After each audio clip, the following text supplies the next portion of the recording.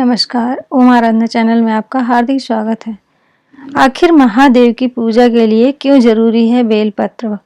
भगवान शिव ने देवी पार्वती को सुनाई थी ये अद्भुत कथा। नारद जी की जिज्ञासा को देखते हुए भगवान शिव ने कहा, नारद, वैसे तो मुझे भक्त के भाव सबसे प्रिय हैं, फिर भी आपने पूछा है तो मैं इसका उत्तर अवश्य दूंगा। मुझे जल के साथ साथ बिल्वपत्र बहुत प्रिय है। श्रावण मास में भगवान शिव की आराधना का विशेष महत्व है। इस दौरान भक्त भगवान शिव की पूजा अर्चना करते हैं और उनका जलाभिषेक कर बेलपत्र चढ़ाते हैं। भगवान शिव को बेलपत्र बहुत प्रिय है। इतना ही नहीं, भोलेनाथ ने स्वयं बेलपत्र बिल्व वृक्ष को अपना स्वरूप बताया था। भगवान शिव और बेलपत्र के बीच इस संबंध को जानने के लिए आपको यह अद्भुत कथा अवश्य सुननी चाहिए, जिसके बाद आपको बेलपत्र का महत्व अच्छी तरह से समझ आ जाएगा। एक बार नारद जी ने भगवान भोलेनाथ की स्तुति की और पूछा, प्रभु, आपको प्रसन्न करने के लिए सबसे उत्तम और सुलभ साधन क्या है?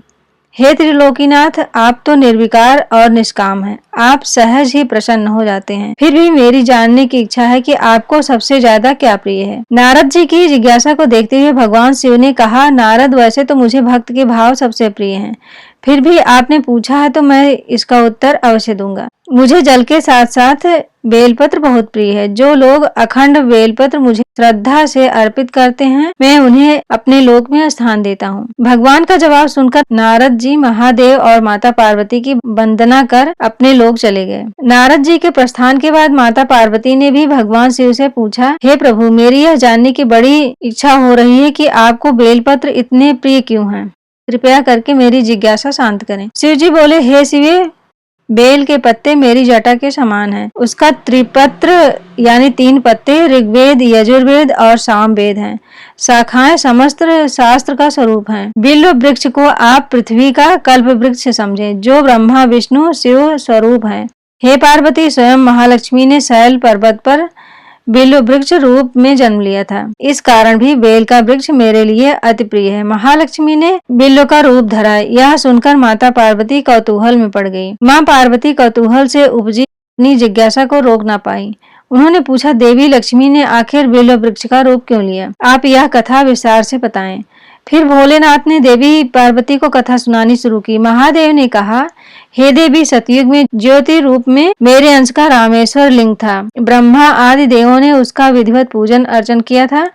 इसका परिणाम यह हुआ कि मेरे अनुग्रह से वाणी देवी सबकी प्रिय हो गई। वह भगवान विष्णु को सत प्रिय हो गई। मेरे प्रभाव से भगवान केशव के मन में वाग देवी के लिए जितनी प्रीति उपजी हुई, वह स्वयं लक्ष्मी को नहीं भाई।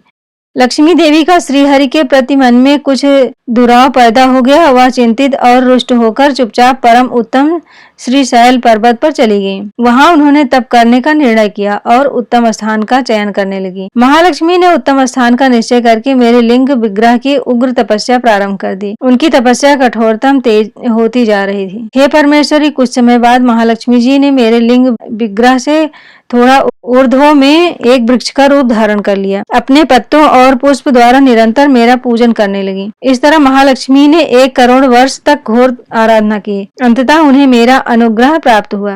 मैं वहां प्रकट हुआ और देवी से इस घोर तप की आकांक्षा पूछकर वरदान देने को तैयार हुआ। महालक्ष्मी ने मांगा कि श्री हरि के हृदय में मेरे भाव से बाग देवी के लिए जो स्नेह हुआ है वह समाप्त हो जाए। शिव जी बोले, मैंने महालक्ष्मी को समझाया कि श्री हरि के हृदय में आपके अतिरिक्त किसी और के लिए कोई प्रेम नहीं है। बाग देवी के प्रति उनका प्रेम नहीं अपितु श्रद्धा है। यह सुनकर लक्ष्मी जी प्रसन्न हो गई और पुनः श्री विष्णु के हृदय में स्थित होकर निरंतर उनके साथ विहार करने लगी। हे पार्वती, महालक्ष्मी के हृदय का एक बड़ा विकार इस प्रकार दूर हुआ था। इस कारण हरिप्रिया उसी वृक्ष रूप में सर्वदा अतिशय भक्ति से भरकर यत्न पूर्वक मेरी पूजा करने लगी। हे पार्वती, इसी कारण बिल्व का वृक्ष, उसके पत्ते, फल, फूल आदि मुझे बहुत प्रिय हैं। मैं निर्जन स्थान में बिल्व वृक्ष का आश्रय लेकर रहता हूँ। बिल्व वृक्ष को सदा सर्वतीर्थमय एवं सर्वदेवमय मानना चाहिए, इसमें तनिक भी संदेह नहीं है। बिल्व पत्र, बिल्व फूल, बिल्व वृक्ष अथवा बिल्व काष्ठ के चंदन से जो मेरा पूजन करता है वह भक्त मेरा प्रिय है। बिल्व वृक्ष को शिव के समान ही समझो, वह मेरा शरीर है। जो बिल्व पर चंदन से मेरा नाम अंकित करके मुझे अर्पण करता है, मैं उसे सभी पापों से मुक्त करके अपने लोक में स्थान देता हूँ। हे देवी, उस व्यक्ति को स्वयं लक्ष्मी जी नमस्कार करती हैं जो बिल्व से मेरा पूजन करते हैं, जो बीलो मूल में प्राण छोड़ता है। उसको रुद्र देह प्राप्त होती है। मेरी पूजा के लिए बेल के उत्तम पत्तों का ही प्रयोग करना चाहिए। ओम नमः शिवाय। अगर आप इस चैनल पर नए हैं तो प्लीज लाइक शेयर और सब्सक्राइब करें, इससे आने वाली वीडियो आपको मिल जाए। धन्यवाद।